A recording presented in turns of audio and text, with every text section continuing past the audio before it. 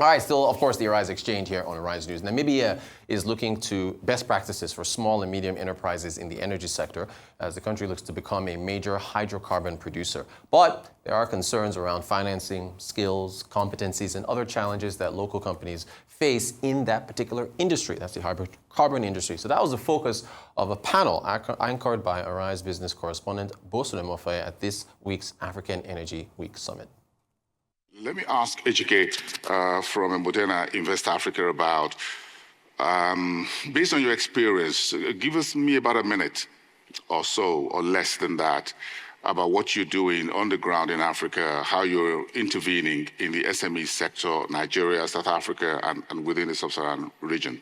We've created something that is half bank and half contractor, because the needs are not just money.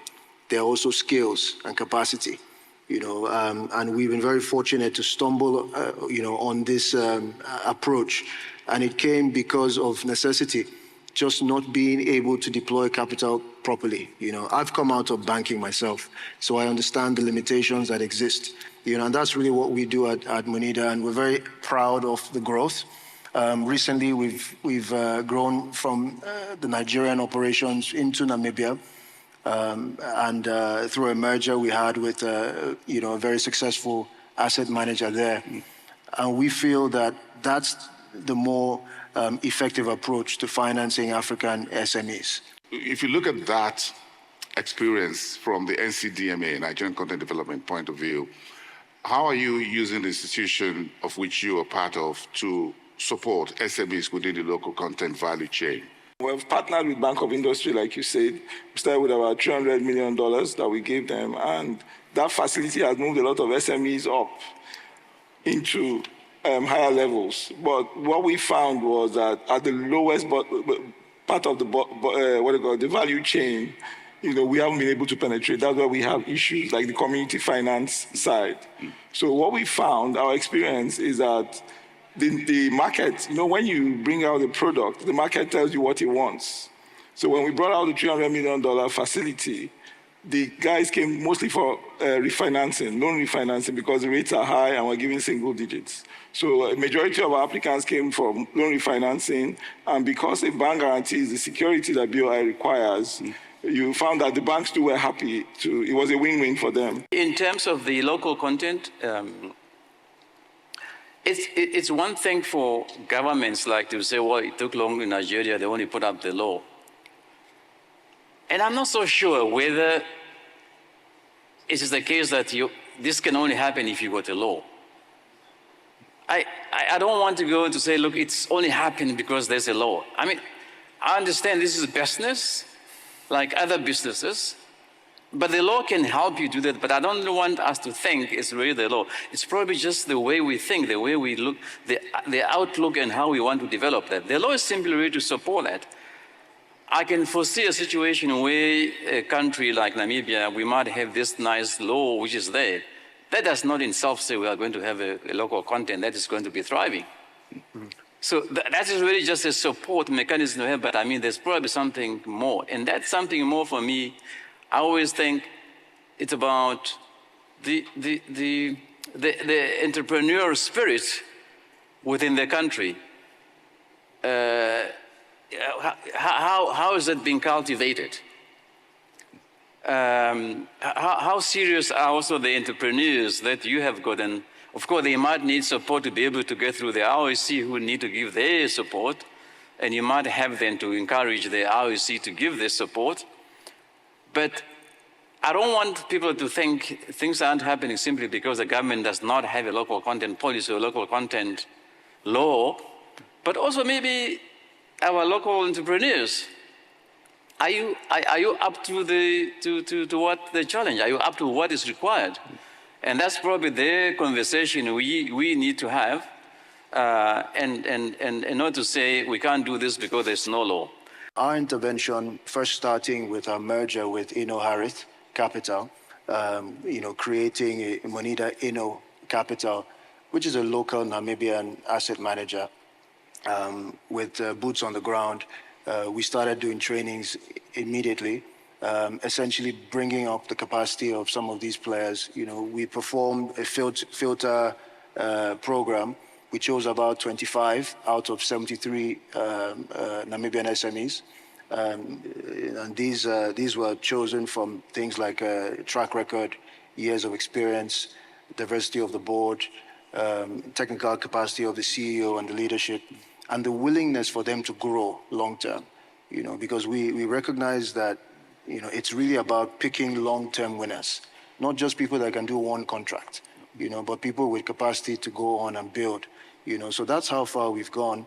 And, keeping with the strategy of the Honorable Minister, we believe that by choosing local champions, maybe in sets of 25, funding them, and also, pairing them with capacity from whether it's from Nigeria or from Ghana, pairing them with these guys, we can drive local content from an entrepreneurial standpoint, even without a law or an act of parliament. We can create incentive-based programs where they make money together and they grow naturally. In terms of the SMEs that have the know-how to handle that, rather than the traditional oil pump oil wells and all those things, do you think something new is emerging here, a new set of SMEs, entrepreneurs in Africa that would need to understand the world of new energy? There's a company that we're dealing with, Nedo Gas. They've been able to do this carbon capture. They've got a lot of funds from these carbon credits and so on. Yes. And those kind of businesses actually drive capital back. And there's several businesses like that. They're capturing the carbon and they're producing methanol and so on. The investment has already started reaping benefits. In fact, the guys, they want us to pull out as soon as possible because, so they're getting strong and they're going to mentor other organizations like that. So I see a lot of opportunities in that space for African companies. And organizations such as ours are there to nurture and grow them because our investments are not for long term. We go in, stay for 3 to 5 years, and we pull out again. So I see that as an opportunity, not just in Nigeria, but across Africa. What we need on the continent are critical SMEs. Yeah. I think we have enough SMEs running around everywhere.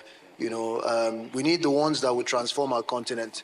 And these are the guys making the pipes, the hoses, the valves. Essentially, The solar panels. the solar panels, Yes. because essentially, batteries. because if you have the resource, imagine in the Niger Delta, oil flowing, and we can't get valves. We can't manufacture it. Everyone refuses to sell us valves.